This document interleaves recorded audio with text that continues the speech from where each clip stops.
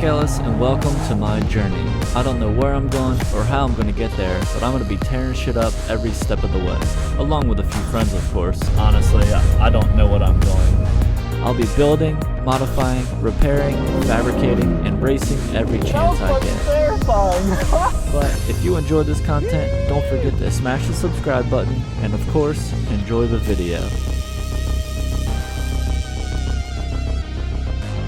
Alright guys, welcome back to the channel. The time has finally come. We are officially going to be prepping the car for my first track event here in Las Vegas. For those of you that don't know, I just moved to Las Vegas a few months ago, and I've been anticipating my first track event. I had signed up for one like a month ago, 2 months ago, and I got waitlisted.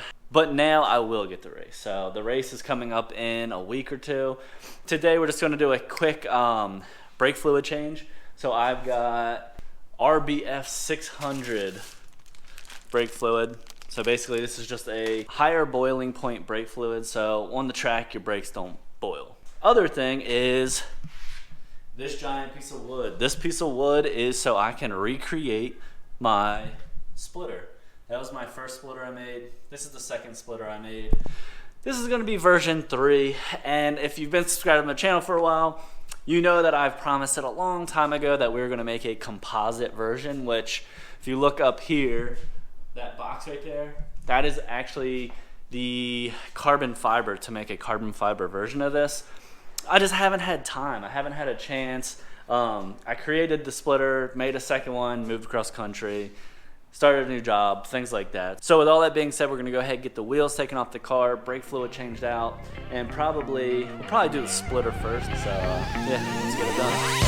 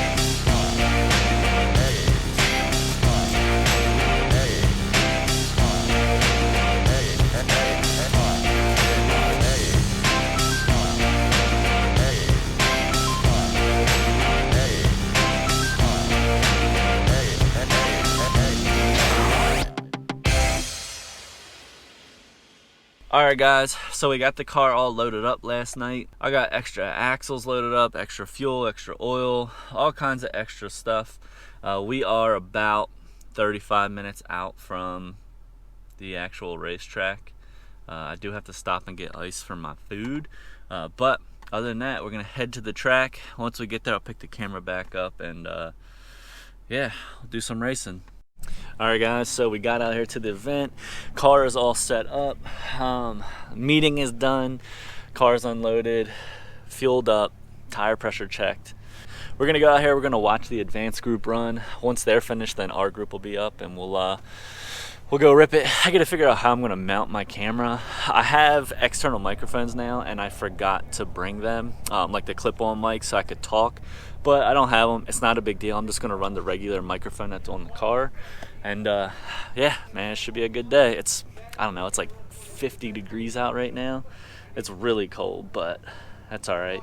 By the time I run, it should, it's 43. By the time I run, it should heat up, so it'll be good.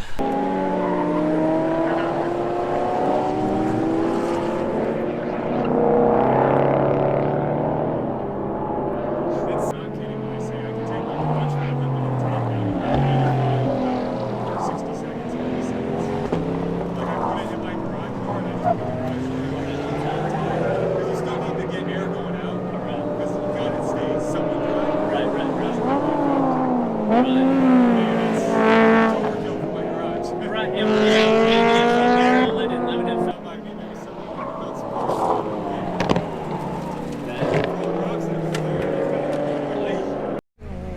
Alrighty, so we are in grid. I asked her, I said I'd really like to not be in the front of the pack, because where I fell in the line, I was going to be at the very front. If not the very front, I would have been like close to the very front. The car needs a shakedown, so I'm going to try and just feel it out from the back. I'm not in the back. I think I'm in the middle. We'll see. But I got 5 minutes.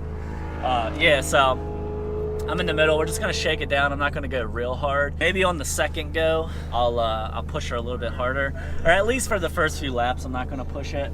We'll see how the car does out there.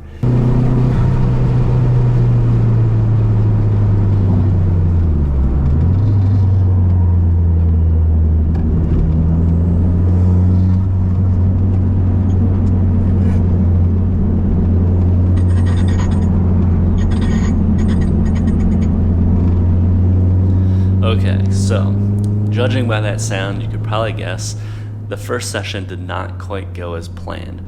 That sound was actually my accessory pulley, to like the alternator. It was going bad leading up to this event, squealing a little bit, not anything absurd, but it was making noise. The first right-hand turn right there that you heard, that thing started grinding. It was the only time it did it all day. The pulley didn't get any louder or quieter, so I pressed on with the event. They did 5 pace car laps on the first session because the track was being run in the opposite direction of normal, so they wanted to do a kind of a soft introduction just so people can learn where the runoff is, which you'll see not in this turn but the next turn. There's 0 runoff. If you lose it, you're hitting a wall for sure. But the session went well. I didn't hit any wall. I did spin out once towards the end of this session, just because my tire pressure jumped up significantly more than I expected, because I checked my tire pressure 3 hours later. I went out and the temperature had jumped up 20 degrees outside, so my tire pressure went from like 26 or 27, I can't remember what I had it set at, up to close to 40. Figured that out for the second session. The other thing that went wrong in the first session was I found out I had an air bubble in my brakes. That was the issue with me bleeding the brakes. I test drove it in my driveway and then I loaded on the trailer. I didn't have enough time to identify the air in the brake pedal. I was still able to complete the first and second session with no issues, but the car, I couldn't push it quite to its limit because I just didn't have the brakes there. It was still safe, but it wasn't putting me as competitive as I wanted to be. The second session, we had a full session. I was really able to romp the car as hard as I could, and I ended up running a 206. On track for a 204 when the session ended, which there was a newer Supra out there racing with me, a white one. He was running 205s pretty consistent, so at least I know I was competitive in some degree. Was that me being competitive because he was a worse driver than me, vice versa? I don't really know. Or was it a fair battle and my car just did well? I can't really say. I just say all that to kind of identify, like, the SRT-4 is not the best track car, but it holds its own out there, especially considering mine is stock power. I'll go ahead, I'll cut to a clip of the second session so you guys can see a lap or two of that. I'll try to get laps where I'm actually pushing the car, because I would probably run 2 hard laps and then do kind of a cool down lap just because brake issue. So we'll cut to that clip and then we'll press on.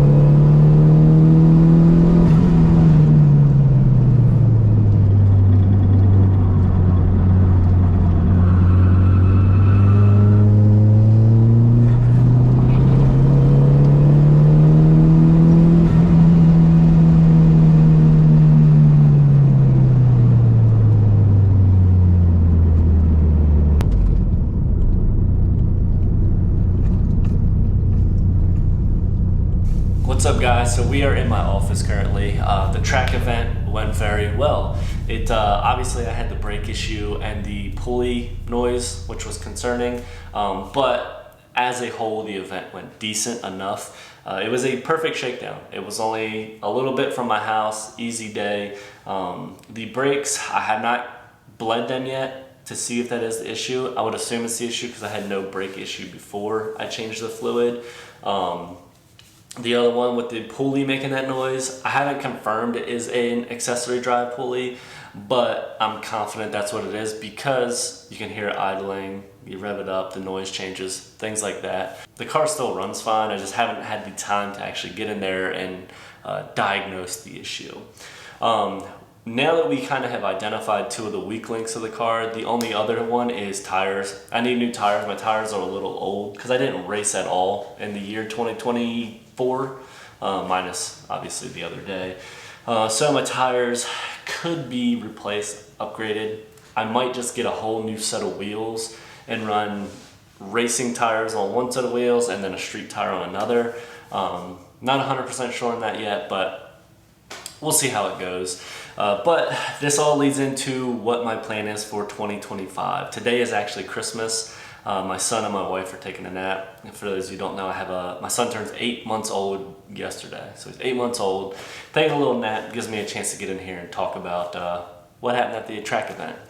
My goal for 2025, now that we've done a little shakedown of the car, is to try and hit all of the, well, pretty much all racetracks that I can possibly hit that are relatively local to Las Vegas. So Buttonwillow, Willow Grove, was it Chuckwalla? I would love to go to Laguna Seca. It's a little ways up there, but if I can make it happen, I will. And then there's like Pahrump. There's a racetrack in Pahrump, Nevada that apparently it's huge. From what I can see online in the maps, there's like 5 or 6 different tracks there. I just don't know what organizations race at each of these, so I have to figure out if it's like Porsche Club of America, you know, or SCCA, or what is it, ENSA? Either way, it doesn't matter. I've got to figure that out. It's going to be research on my part, but I would like to hit all of those tracks in the year of 2025. The reason for that, and the reason I put it on a time frame of 2025, is because I don't know how long I'm going to be in Nevada. I do have the intentions of relocating back to the Northeast, whether it be back to Pennsylvania, Philadelphia area, or if I go back to Maryland where I'm from. Not positive on that, but my time here is limited, so I want to use it as wisely as possible. So that's kind of my intentions going into 2025. Hopefully I can at least hit 1 or 2 days out there. Just not 100% sure on that. It's logistics, kind of crazy. So hopefully you guys like this video. If you have any tips or suggestions, put them in the comment section below. Don't bust my racing line too hard. Once my car started making noise and my brakes were questionable, my focus kind of wasn't on where I was racing and more of like trying to identify the issue in my car. No excuse, but it is what it is. Definitely like the video and obviously subscribe to the channel so you can stick around for more content in the future and hopefully see some of these California racetracks hit. Maybe even Utah. I didn't even think about like Salt Lake City. Either way, guys, I appreciate you watching the video and I will catch you in the next one. Peace.